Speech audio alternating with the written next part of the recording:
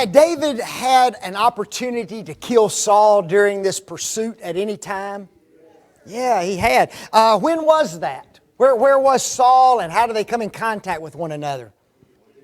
Yeah, Saul went into a cave and it just happened that David and his men were in the same cave. And David could have easily killed Saul on that particular occasion, and yet he refused to. Why? Because he was the anointed of God. Did he put some fear in Saul on that particular occasion? How did he do that?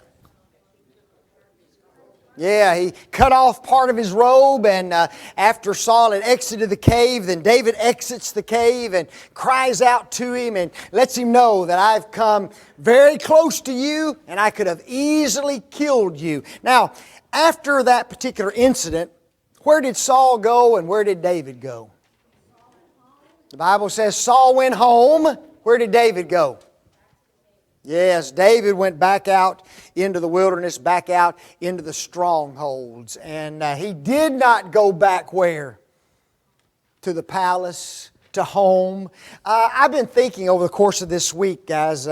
Remember, this is not just, we read it in chapters, don't we? And we can read those chapters very quickly, and it looks as though everything's happening very, very fast. And it's not. We're in a fairly long period of time, perhaps even several years. Where has David's parents been during this whole time? Does anybody remember?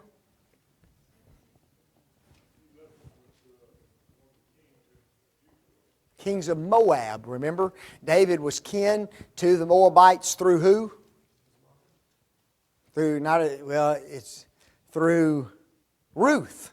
Remember? Through Ruth. Ruth was a great-great-grandmother to David, and so he had taken his parents and dropped them off in Moab. Just think about their lives. They haven't been home during this whole period of time as well. There's a lot of individuals being impacted and affected by this. Now, after they had that meeting and David had shown Saul, I could have killed you, does it seem as though Saul is somewhat penitent and he's going to kind of leave off from his bad things again?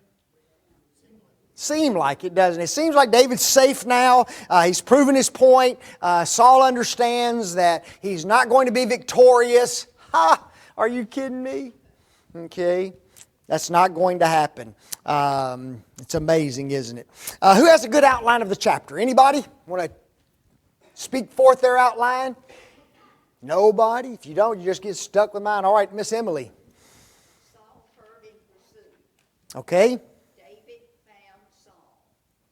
David goes after Saul. David's challenged to go after Saul and refuses. David found Saul and let him live. Very good. All right, so this is all about who? David and Saul, is it not? Here's my outline very briefly. Saul pursues David. Number 2, David pursues Saul. Now that's an interesting twist, isn't it? Okay. David positions himself by Saul's camp. Point number 3. Point number 4, David protects Saul. And then lastly, David procures Saul's spear and water. All right, so the title that I gave to the chapter is David Spares Saul the Second Time. Okay?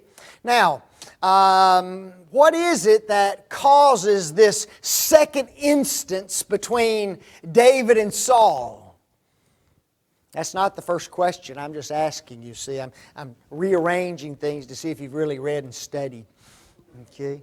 What was it that started all this mess up again? Nobody knows. It's the very... David's location was revealed. Yeah, yes. Notice question number 2. Who told Saul where David was hiding? The Ziphites. And the Ziphites came unto Saul in Gibeah, saying... Who was it that told Saul where David was located in times past? The Ziphites. Okay, now, let's just stop a minute and let's talk about these Ziphites, all right? Not in depth, but What do you think these guys are thinking? This is the second time now that they've come to Saul and revealed David to Saul and where David is hiding. What's going on with the Ziphites? Okay, procuring favor with the king. All right. Do you think that, have we seen this going on throughout the entirety of the narrative? That individuals are struggling with divided loyalties. Okay, we see some like Abigail, and she kind of sides with who? David, knowing he's going to be. And then we see some like Nabal, and he sides with Saul. And yet they're husbands and wives, aren't they? They're husband and wife one of another, and yet there's divided loyalties there. And now we have the Ziphites. They're siding with who? They're siding with Saul. And yet David has surrounding him how many men?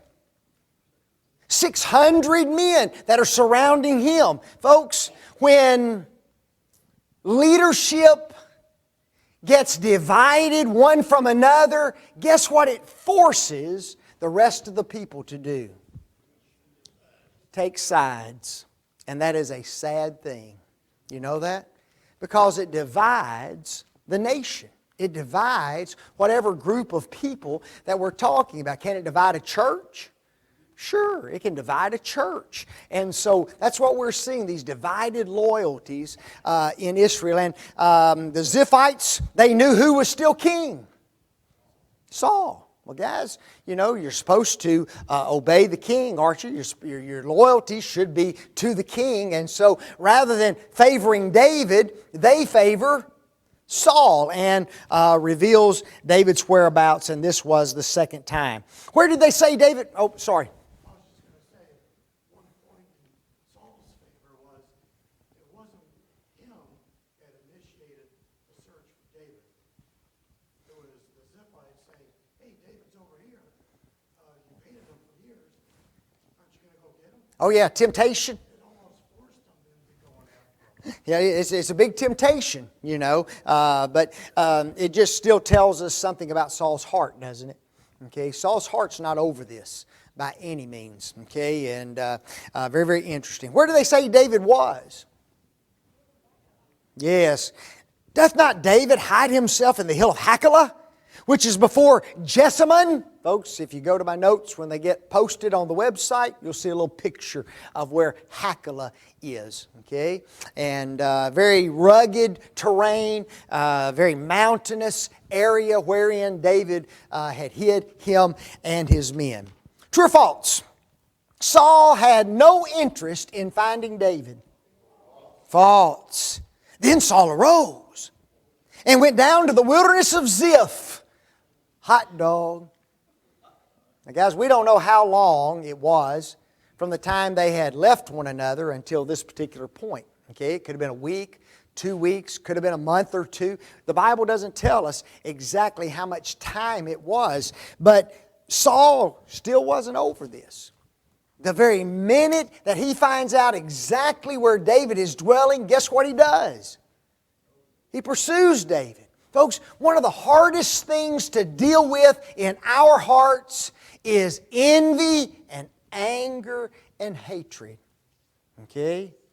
It is very, very difficult for us to put that stuff away.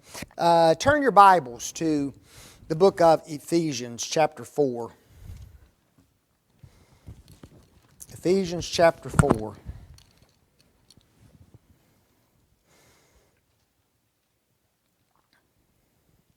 Look what Paul writes to the church. Sounds easy, but it's not. Beginning of verse 31. Let all bitterness and wrath and anger and clamor and evil speaking be put away from you with all malice. Man. And then he says this, and be ye kind one to another, tenderhearted, forgiving one another, even as God for Christ's sake hath forgiven you. So he tells the church to do what? Put away some things and put on some things, right? That little word put away, The way Paul expresses it in the Greek language is this: I want you just to take that off, and I just want you to cast it aside from you. Let all bitterness and wrath and anger and evil speaking and clamor being put away from you with all just throw it away. Question: is that easy to do? It's not easy to do. For some reason, when anger and hatred and envy fill our hearts, it is just so hard for us to throw it off, isn't it? And yet that's exactly what Paul tells us to do. Okay? And it wasn't easy for Saul. Saul is really, really struggling with this. True or false? Saul's plans, this is not in your notes, Saul's plans had been spoiled several times in times past. Yeah. Okay? Saul had, he had tried things with Michal. He had tried things with sending David out into battle to have him killed. He's commanded his servants to kill him. He's thrown his spear at him 2 times. Folks, he's done everything he can do. He's been on the search for this man over and over for years now, and yet he just can't kill David. But now, guess what? Now I know where he is, don't I? And off he goes. Convinced this time that he could kill David. How many men did he take with him? 3,000. Having 3,000 chosen men of Israel with him to seek David in the wilderness of Ziph. How many did he take in times past? 3,000. Folks, it seems as though he had a premier fighting force of 3,000 individuals. Okay? That was pretty much the basis of his army. Now he had others as well that could be used. He could multiply that times 10 if he needed to. But he had 3,000 that were always ready to march in just an instance. Is that a lot of people? 3,000 folks, guys. That is a lot of people that he has on his side. True or false? David was not aware that Saul was after him in the wilderness. That's false. But David abode in the wilderness, and he saw that Saul came after him in the wilderness. First of all, David was smart that he didn't do what? That he didn't go home. He was smart, wasn't he? Remember we said how David went back to the stronghold and he didn't go home? He was smart. He knew that Saul could possibly what? Rise up again. And his wisdom was borne out on this particular occasion, wasn't he? But here's my question. How did David know that Saul was coming after him?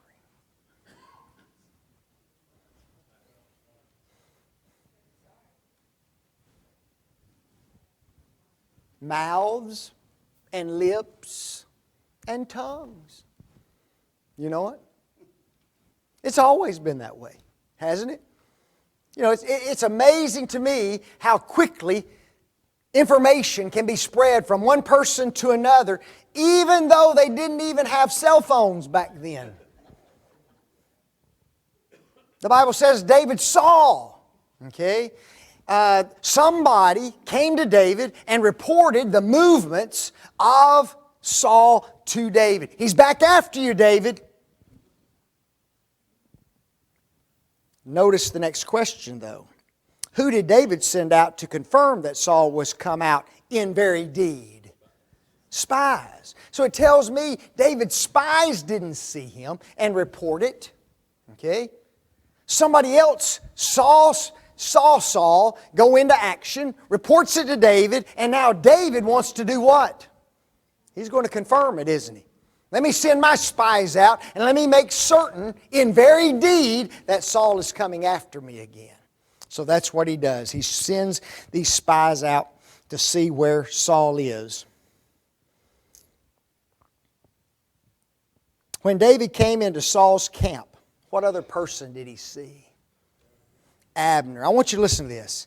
And David arose and came to the place where Saul had pitched. Y'all remember my outline a while ago? My outline began with Saul pursues David, right? My next point was David pursues Saul. Folks, David didn't run from Saul this time. The next thing we know, David's where? David shows up at the camp of Saul. Now that makes a lot of sense. Here's a dude out to kill you and you go to his camp. Okay? But that's exactly what he did, didn't he? I don't know the reasoning of David. It's not like what David has done in times past. In times past, what has he done? Yeah, he's always moved to another location. If you follow this pursuit, Saul is pursuing and David is fleeing. Okay? It happens every time. Now, they just happen to run into one another in the cave, right? But it wasn't something David had planned. Not on this occasion. On this occasion, David stops. David goes directly to Saul's camp. Okay? He knew where he was, and he goes right to the camp. I'd love to talk to David about that move, wouldn't you?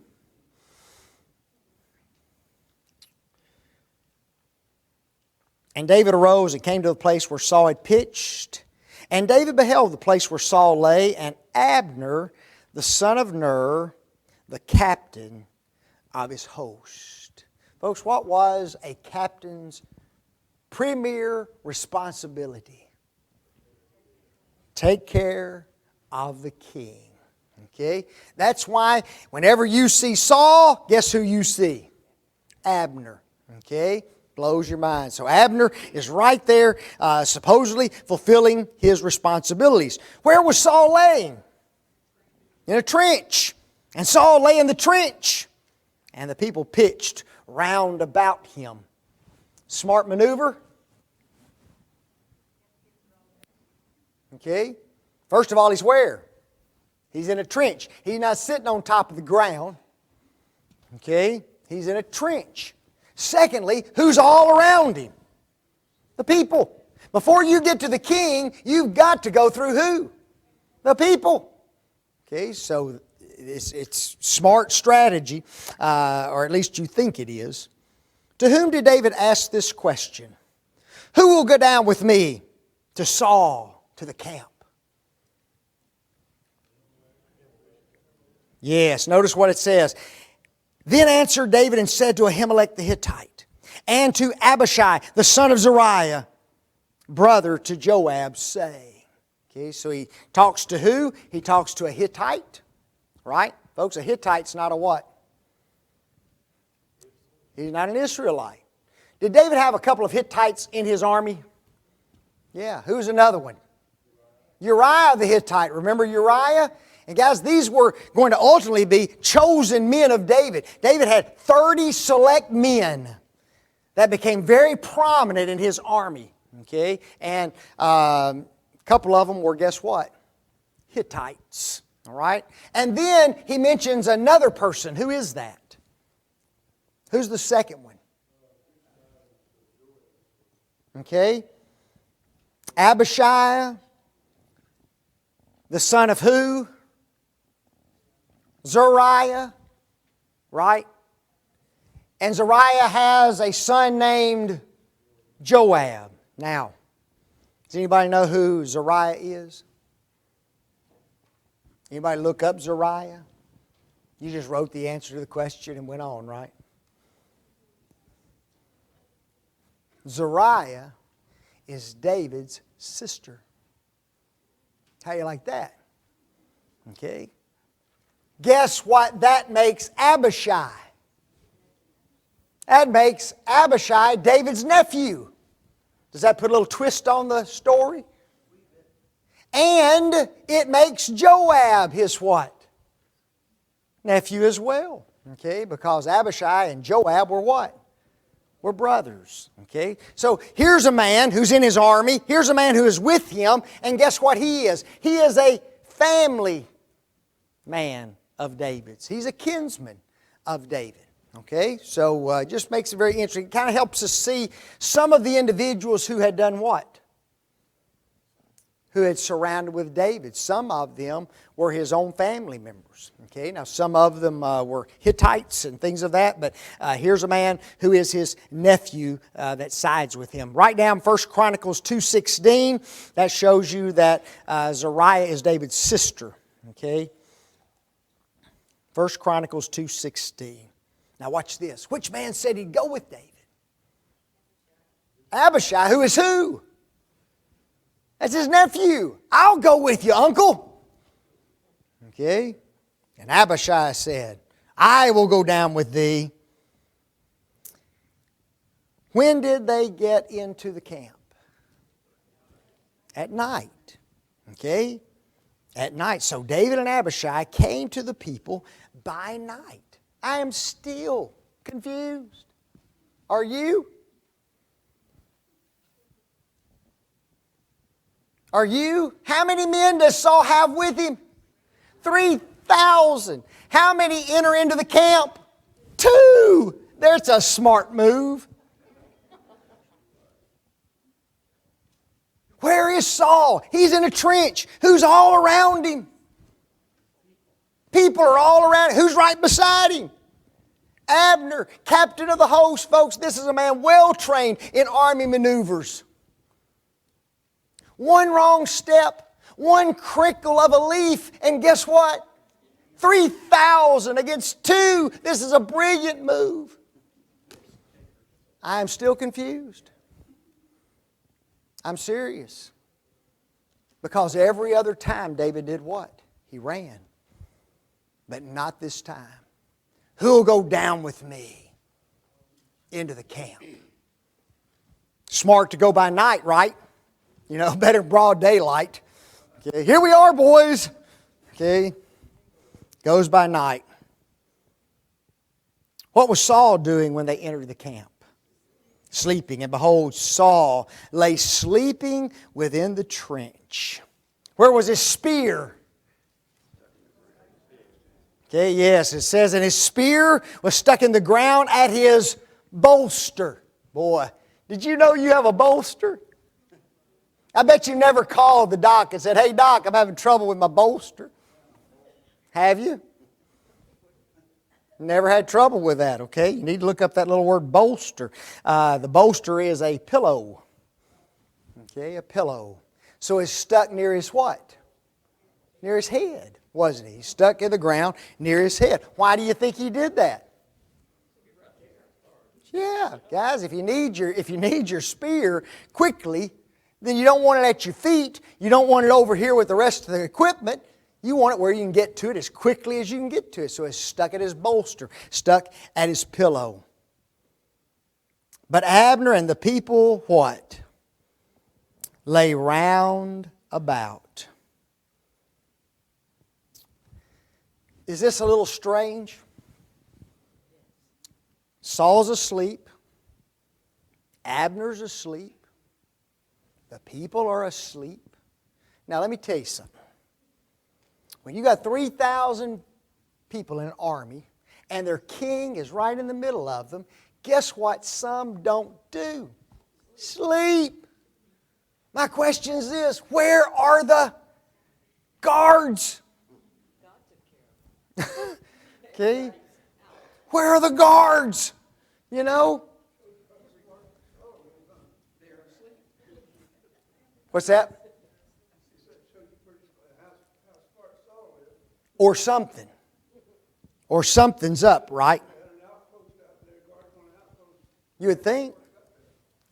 When you set up camp and you're out there in the wilderness, one of the first things you do is what?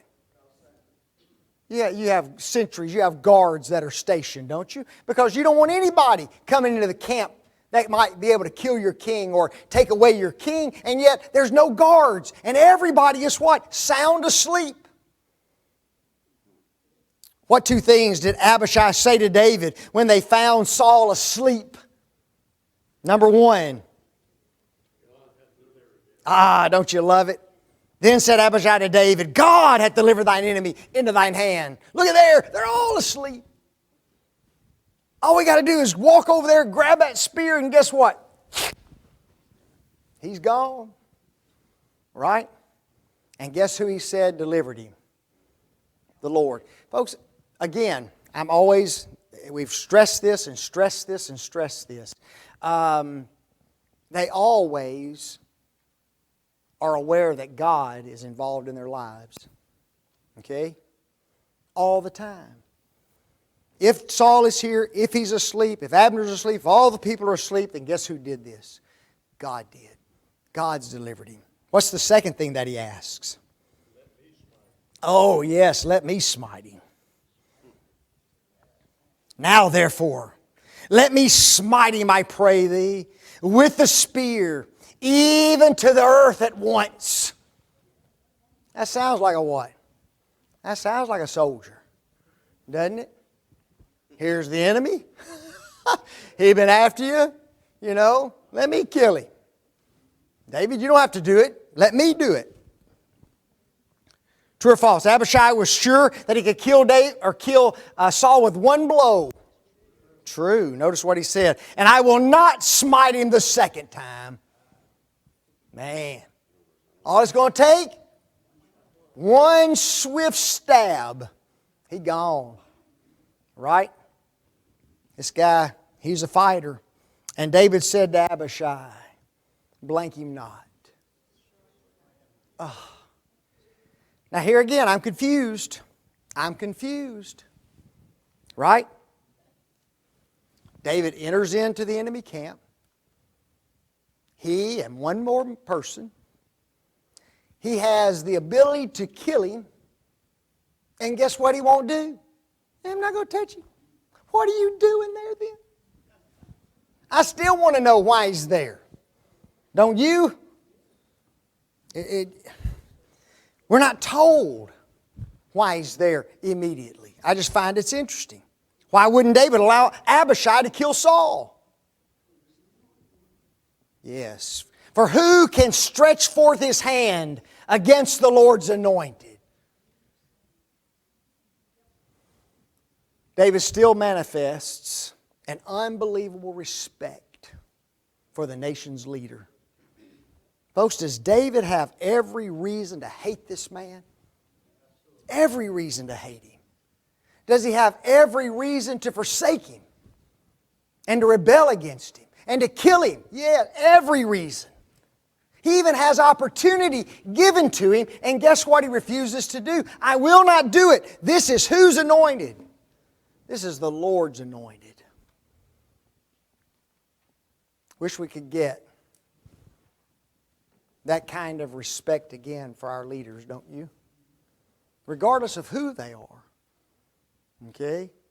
Jim? I was going to say David always saw himself as Saul's servant. And to lay a hand on the Lord's anointing was just anathema. Oh, absolutely. Absolutely. I find it interesting, you make mention of that David viewed himself as Saul's servant. Guys, were the Caesars evil men? Yes, very evil men. Okay, ruthless. In fact, many of them set themselves up as if they were gods and demanded worship from the people.